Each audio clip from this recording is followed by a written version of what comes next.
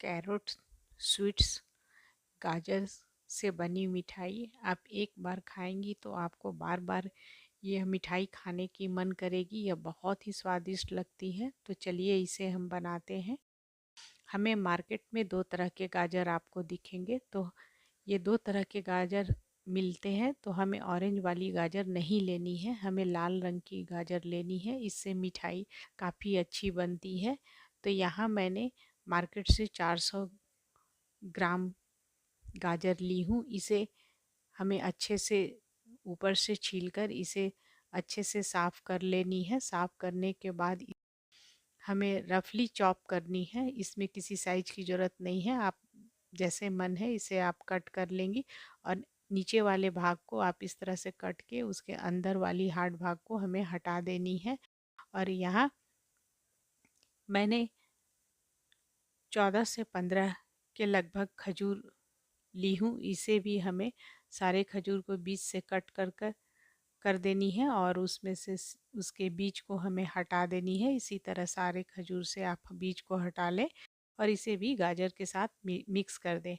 अब यहाँ आप जितना हमने लगभग half KG full fat cream वाली दूध लें और उसमें सारे गाजर और खजूर को डाल दें। चूँकि इसमें नेचुरल तरीके से हम मिठास लाएंगे, तो इसके लिए हमें सबसे पहले इसे हम स्टोव पर बिठाकर इसे चला देंगे और इसे फ्लेम को हाई कर देंगे। जब यह उबलने लगेगी तो हमें फ्लेम को मीडियम कर देनी है और इसे बीच बीच में चलाते रहनी है।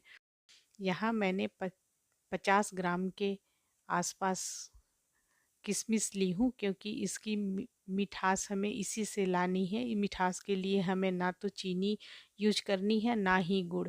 जब हमारी दूध 80% सूख जाती है तो यहाँ हमें स्टोव को ऑफ़ कर देनी है और इसे 1 से 1.5 घंटे के लिए हम छोड़ देंगे। जब यह ठंडी हो जाएगी तब इसे हमें पीसना है। तो पीसने से पहले मैं यहाँ 4 टेबल स्पून के लगभग मिल्क पाउडर मिलाऊंगी। आप मिल्क पाउडर के जगह पर 200 ग्राम मावे भी मिला सकती हैं। इससे गाजर की मिठाई की टेस्ट बहुत ही अच्छी आती है। और इसे मिक्स करके आप पीस लें। तो इसके लिए आप मिक्सी या सिलवट्टे पर इसका फाइन पेस्ट बनाना है। तो इसे मैं आधा आधा करके 2 भाग में बांट दी हूँ और इसे 2 बार करते हुए मैं पीस लूँगी। तो इस तरह से इसके हमें फाइन पेस्ट बना लेनी है। और दूसरे भाग को भी मैं फिर से पीस लूँगी।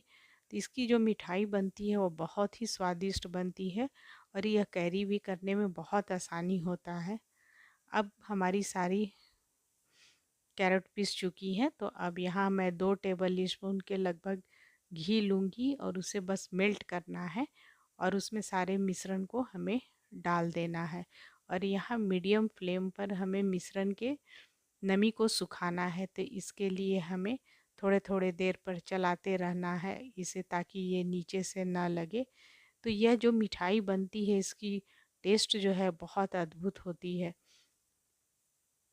तो यहाँ करीब मीडियम फ्लेम पर हमें करते हुए इसके 80% पानी तो अभी सूख चुकी है। जैसे जैसे इसकी पानी सूखेगी इसकी रंग भी चेंज होती जाती है और यह बहुत यहाँ करीब हमारी नमी लगभग धीरे धीरे कम हो रही है, सूख चुकी है।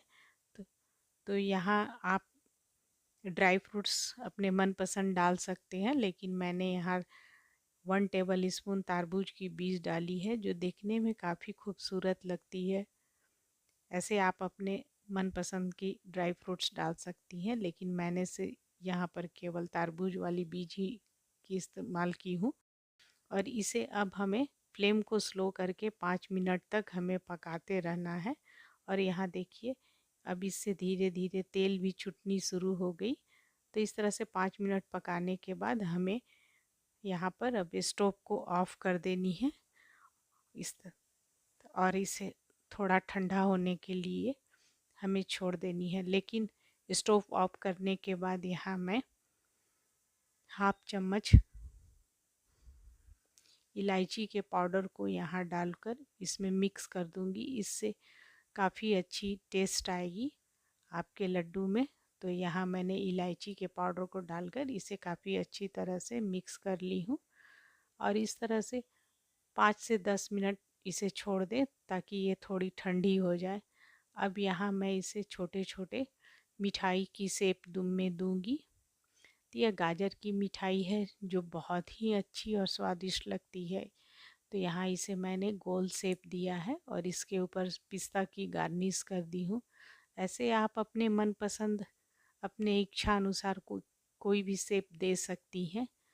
तो यह आपको गाजर की मिठाई आप एक बार ज़रूर ट्राई करें, यह बहुत ही स्वादिष्ट लगती है और यह काफ़ी दिन तक हम स्टोर भी कर सकते हैं। जैसे कि मैंने 15 से 20 दिन तक हम अच्छे से स्टोर कर लेते सकते हैं। तो आपको यह रेसिपी कैसी लगी आप हमें ज़रूर बताएं।